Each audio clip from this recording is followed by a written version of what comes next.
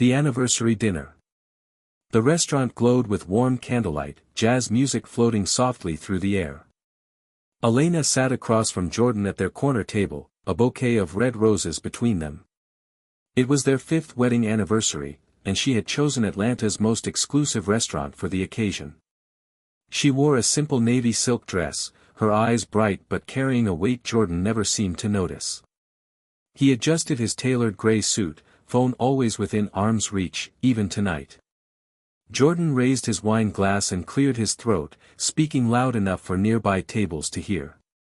To my wife, he began with a practiced smile, the most patient woman in the world. I mean, it takes real patience to work a basic nursing job while your husband builds an empire. He chuckled at his own words. Elena's smile remained frozen in place. She may not bring much to the table financially, Jordan continued, taking a sip of wine, but hey, support comes in many forms, right? Even emotional support counts for something. The couple at the next table exchanged uncomfortable glances. Elena stared down at the white tablecloth, her hands folded in her lap. The only sound was the distant clink of silverware. Slowly, she looked up. I need to use the restroom, she said softly, picking up her purse and standing with quiet grace. Jordan barely noticed her leave. He sat back, proud of his toast, expecting her to return in a few minutes. When the waiter approached with the check, Jordan waved dismissively. Just put it on my card. Actually, sir, the waiter said politely, the bill has already been taken care of. Jordan glanced down at the receipt. At the bottom, in elegant cursive handwriting, were the words, paid in full, Miss E. Akini. The name hit him like ice water. Akini. It stirred something deep in his memory, powerful, familiar, but just out of reach. He stared at the signature again, his wine suddenly tasting bitter. Jordan looked around the restaurant. Elena was nowhere to be seen. For the first time that evening, the confident smile disappeared from his face, replaced by something cold and uncertain. The roses on their table seemed to mock him in the flickering candlelight. Elena Akini was born into a world of unimaginable wealth and power. Her father, Chief Akini, was one of Nigeria's most influential oil magnates, his empire spanning across West Africa. Growing up in Lagos, Elena had everything money could buy, private tutors, luxury cars, and summer homes across Europe. But her life was never truly her own. Her father's world was filled with political maneuvering, arranged business marriages, and people who saw her only as a stepping stone to greater influence. When Elena turned 23, her father quietly sent her to the United States. He claimed it was for her safety, but they both knew she needed space to become more than just a name and a fortune. In America, Elena dropped Akini and used only her middle and last names, Elena Mitchell. She wanted to live without being watched, without being judged by her family's wealth. She studied nursing because she genuinely loved helping people, not because she had to. Her life became quiet, simple, and she cherished that simplicity. That's when she met Jordan. He was sharp, energetic, and full of big ideas about changing the world through technology. He didn't have much money, but he had dreams that seemed to fill every room he entered. Elena was drawn to him not for what he possessed, but for who he was, a man who looked at her and saw just a woman, not a billionaire's daughter. They married quickly, perhaps too quickly. Elena thought she had finally found love that had nothing to do with money or status. She never revealed her true background, wanting to see if their love could survive on its own merit. But as the years passed, Jordan began to change. He had grown up poor in Detroit, where life had been harsh and unforgiving. He often spoke bitterly about an ex-girlfriend who had left him after he lost a job. Gold digger, he would say with venom in his voice. From that point on, Jordan became obsessed with the idea that women only cared about money. He swore he would never let a woman outshine him again. Now on his third startup, the first two having failed spectacularly, Jordan convinced himself that success was just around the corner. He spent his days building apps nobody downloaded and networking at events that led nowhere. Meanwhile, Elena worked long hospital shifts, quietly covering their rent and groceries. But Jordan never thanked her. He acted as if her job was just a phase, something temporary until his big break arrived. When Elena came home exhausted from 12-hour shifts, Jordan would shrug and say, "You just took care of patients. Try launching a company from scratch." He called it, just nursing, never seeing the strength it took to remain kind, steady, and selfless every single day. Elena stayed quiet, telling herself this was marriage, you support each other through the hard times. But something inside her began to shrink. She missed the woman she used to be, the one who danced barefoot in Lagos, who debated politics with her father, who smiled with her whole face. Now her smiles were small and careful. Her voice became soft, measured. What Jordan didn't know was that Elena had more than enough money to fund all his dreams. But she kept this secret, wanting to see if he truly loved her for who she was. Each time he insulted her work or dismissed her ambitions, a small part of her heart broke. Still, she said nothing. She believed love should be tested. And maybe, just maybe, it was finally time to see what the truth would bring. The phone call came just after midnight. Elena was folding laundry in silence when her cousin's voice crackled through the static. "It's Daddy," she said softly. "He's not doing well. The doctors say it's time. You should come home now." Elena didn't cry. She simply closed her eyes for a long moment and nodded, though no one could see her. She thanked her cousin, hung up, and sat quietly on the bed. When she told Jordan she needed to fly home to Nigeria, he didn't even look up from his laptop. "What now?" he muttered. "My father is very sick. I need to go," she said calmly. Jordan scoffed. "Oh right, the father you never talk about. Sure, go play princess while I handle the real work here." He shook his head in annoyance. "I'm this close to locking in that angel investor, but sure, disappear now." Elena didn't respond. She simply packed a small suitcase, kissed his cheek, and left. She didn't tell him her father was dying. She didn't tell him this might be the last time she would ever see the man who raised her. And she definitely didn't tell him what kind of home she was returning to. When Elena landed in Lagos, a black SUV was waiting on the tarmac. Inside sat two family guards dressed in fine traditional wear. No words were needed, they drove her straight to the mansion where she had grown up. Staff members stood at attention as she walked through the familiar marble halls. Everything was exactly as she remembered, the golden railings, the scent of roses, the quiet power that seemed to emanate from every room. In the master bedroom, her father lay weak but alert. His skin was pale, but his eyes remained sharp and knowing. "My jewel," he whispered as she held his hand. "I do not have much time left." Tears welled in Elena's eyes, but she blinked them away. "I need you to come home now," he said. "To us. To Akini Holdings." "I'm married," she said quietly. "I know," he replied, and his voice carried the weight of years of watching from afar. "I stayed silent for too long, but listen to me, Elena. You cannot serve two masters." "What are you saying?" she asked, her voice trembling. "I've seen the way he treats you, even from this distance. It's clear he does not value who you are. But you are an Akini, and the board has voted, you are to take my place." His voice grew firm. "But know this, if you stay in that life, you lose everything here. Your seat, your name, your future." Later that evening, as the sun dipped behind the mango trees, Elena stood on the balcony of her childhood room. She looked out at the estate, men in suits, women in elegant dress, staff preparing for what appeared to be a quiet but significant gathering. She had tried so hard to live small, to love without title, to be someone's partner instead of a prize. But the truth had finally arrived at her doorstep.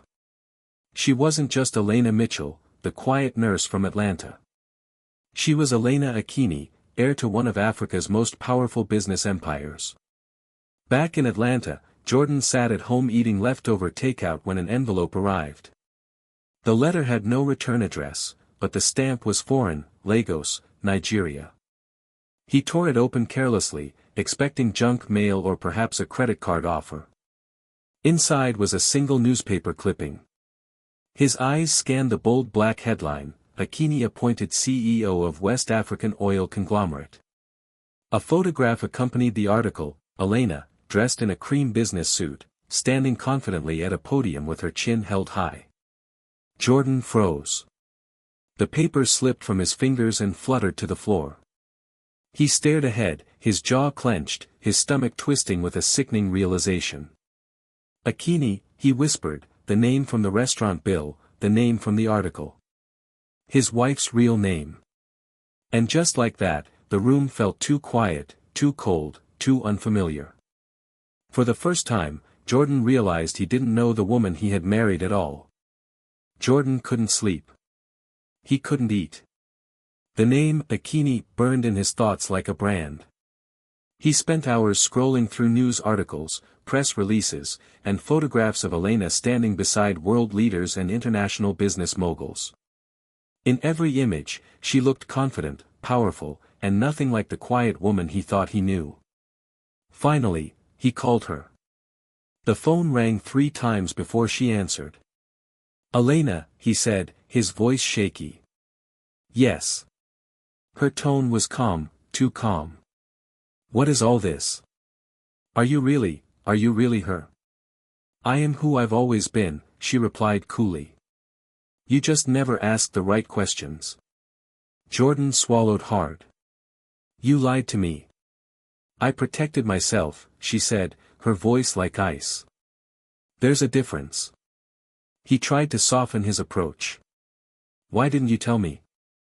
We're married. You wanted a woman who stayed in the shadows, who made you feel big while she made herself small. I gave you that. But it was never going to last. The line went quiet.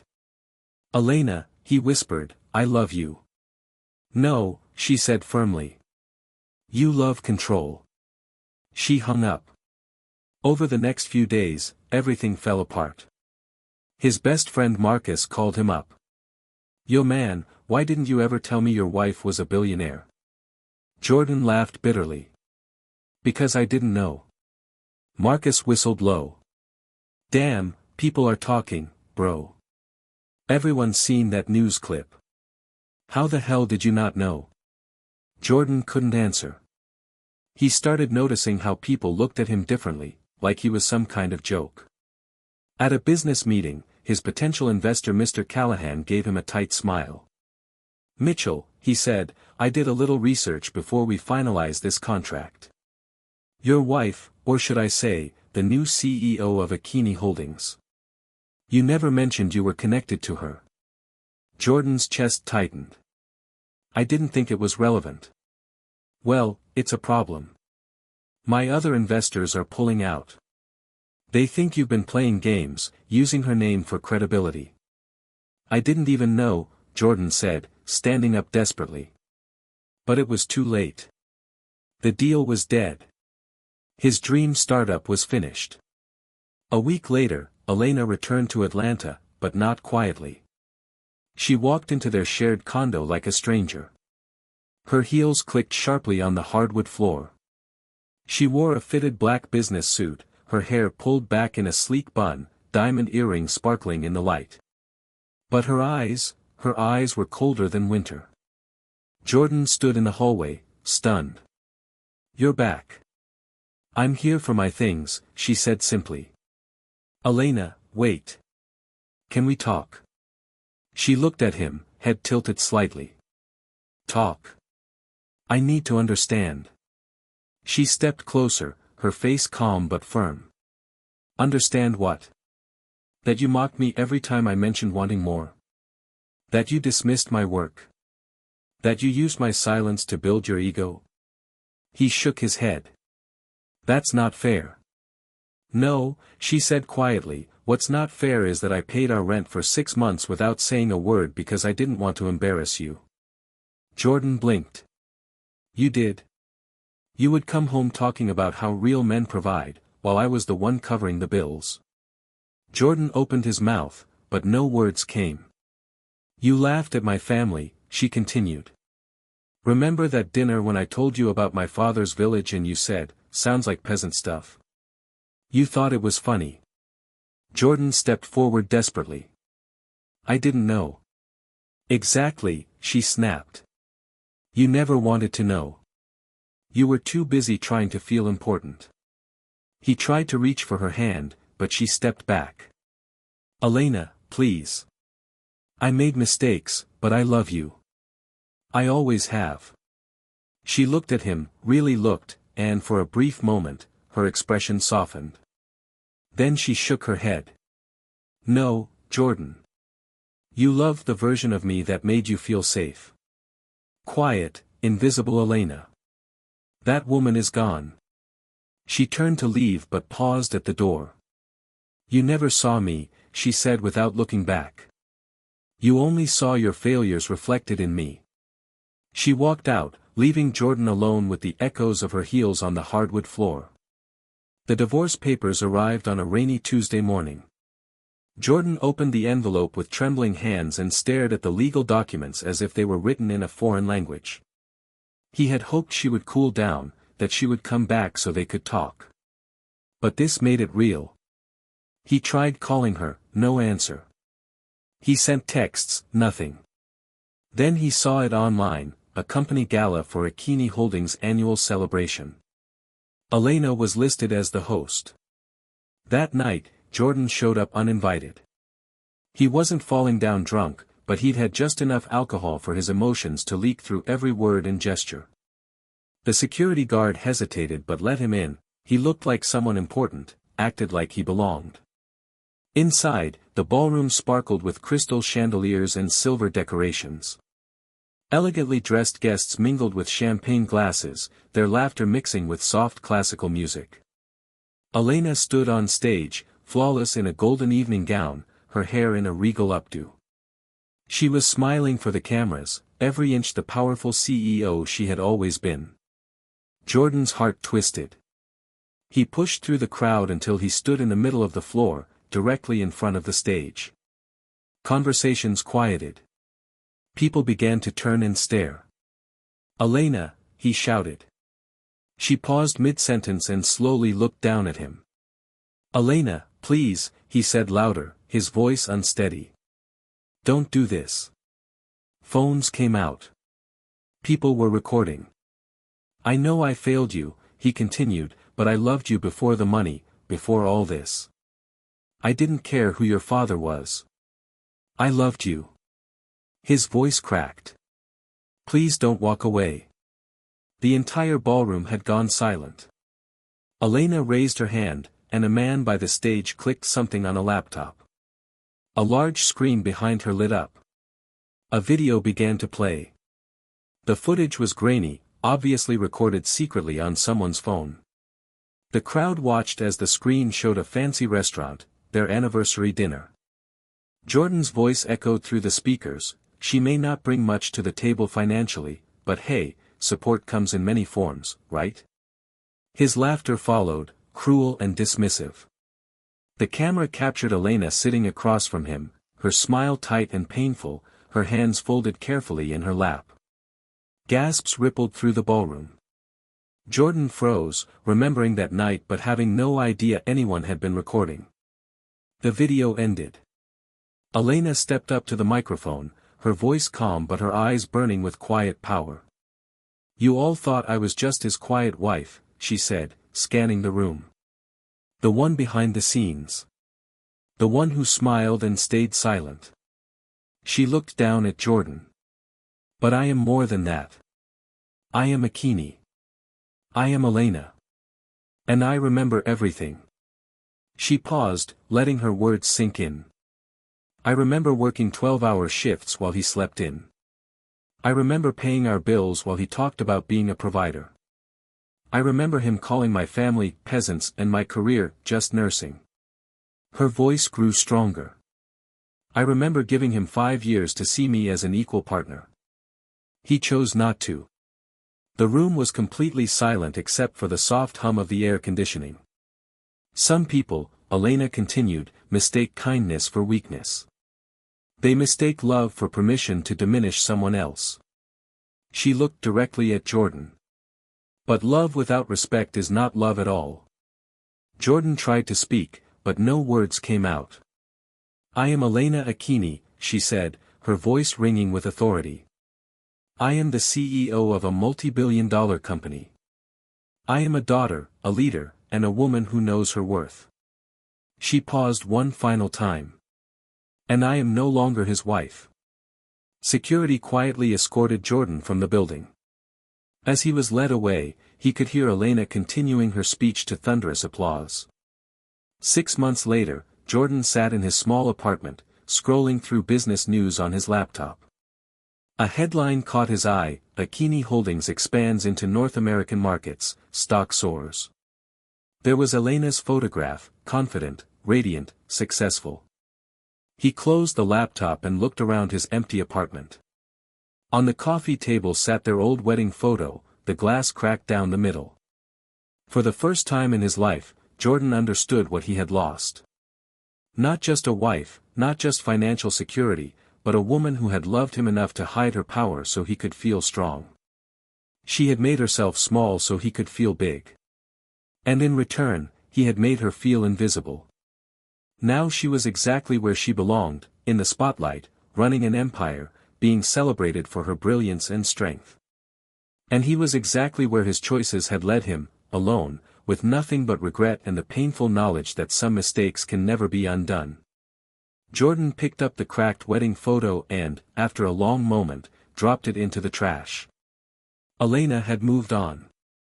It was time for him to learn how to live with the consequences of never truly seeing the woman he claimed to love. The end.